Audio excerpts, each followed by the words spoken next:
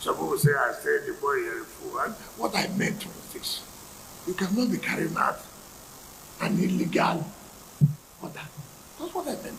I didn't say military fool. I couldn't have said that. I couldn't have. I know the role of the military. The role they have been playing in this country. What they have passed through in fighting insurgents and terrorists. There's nobody. And I've always given my support to security agencies. As I came as FCT minister, go and see their security minister.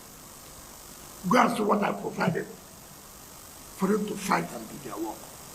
So if I know that, why would I say it? It's not true. But you, what you're doing, you are not doing what you are taught as an officer. The mere fact you're an officer does not mean that if you do what's wrong, it's like a professor in the university who will not allow young girls to rest, or will not allow people every time bring money for this and that. Then when I see that professor, I will tell that professor, you're not supposed to be a professor at all. Comments on the man I described yesterday as Yomonile of the Federal Capital Territory, who thoroughly embarrassed the President of Nigeria while pretending to be exercising delegated authority. This morning, I've also said he comes across as APC's political bouncer in the People's Democratic Party. Hence, he's trying to impose himself on that party to serve the purpose of a fifth columnist within the People's Democratic Party. So that ties the two subjects together. However, he was on television characteristically yesterday, paid, adverts for himself, in which he was saying that he respects the rule of law. Now, I don't think that is true. If the minister respects the rule of law, he cannot be selective in terms of the rule of law that he respects. When he was governor in Rivers State, did he respect the rule of law? In his attempt to say, as he insisted yesterday, that he wants to preserve the integrity of the Abuja master plan, going to pull down people's buildings, going to attack estates, is that respect for the rule of law for a man that is an officer in the temple of justice as a legal practitioner? Now, this same man says he's respecting the rule of law. Why is it that a person who says he respects the rule of law will be selective in his respect for the rule of law? There are many court judgments regarding to this Abuja master plan. The minister of the Federal Capital Territory chooses the kind of law that he wants to respect, the one that he doesn't want to respect. That in itself is an abominable, unacceptable behavior. That's number one. So he's saying he respects the rule of law. That's a lie. Number two, he said that he has no problem with the military and that he respects the military because he knows what the military is doing, and that if he has any problem with the military, he knows where to go, but he doesn't believe in confrontation.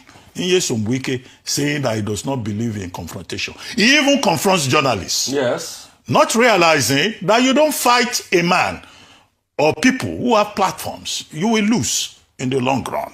So disrespecting the media, the military establishment, confronting the military establishment, that's precisely what he did. And by so doing, I insist, I repeat, that he exposed the president, commander-in-chief of the armed forces, to utter embarrassment. And that is something that I think that the president of Nigeria should still address, one way or the other. And it is as follows. He says, okay, he respects the military, he doesn't disrespect any institution. This is after it was reported yesterday on the front page of a Punch newspaper that the generals are fuming. There is no general that is supporting Nyesom Wike. They are all supporting Officer Yerima. They say he's disciplined. They said he was polite. They said he showed professionalism. The CDS is behind him.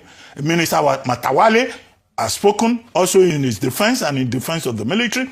The Minister of Defense, Minister Badaru, has also spoken in defense of the military. The Inspector General of Police has told his men that, look, nobody should go and use you to pull down other person's buildings in Abuja without a court order. In other words, the Inspector General of Police is also saying that what Minister Wike did was unlawful, was a resort to self-help, and law enforcement officers wearing the police uniform should not do that.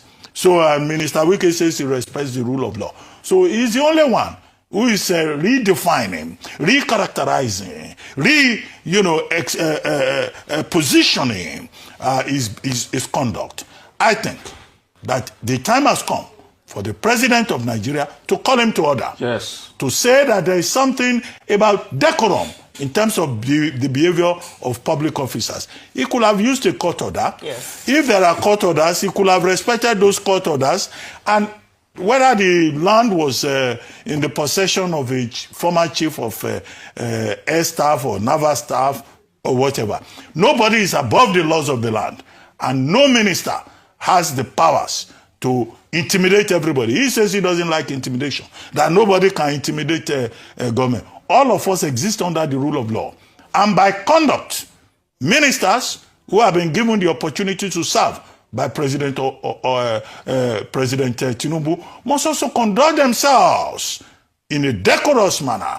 No minister has the powers to come and dictate to everybody. You dictate to the media, you dictate to the military. They will be telling you the questions to on ask the basis in of what? media chats. They will be telling you questions to ask. Even amongst government officials, not to talk about private individuals. I have read comments. Yes, I wounded people politically. I have no regret about it. And I could not to wound them where necessary. Yes, people are not happy about it.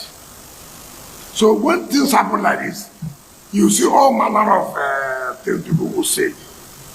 I was watching Channel late last night.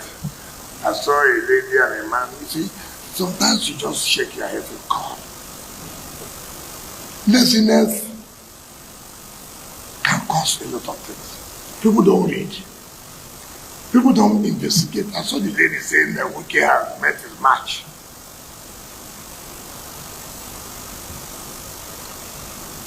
And you don't want to find out what really happened. What was the problem? How can I see it as a minister?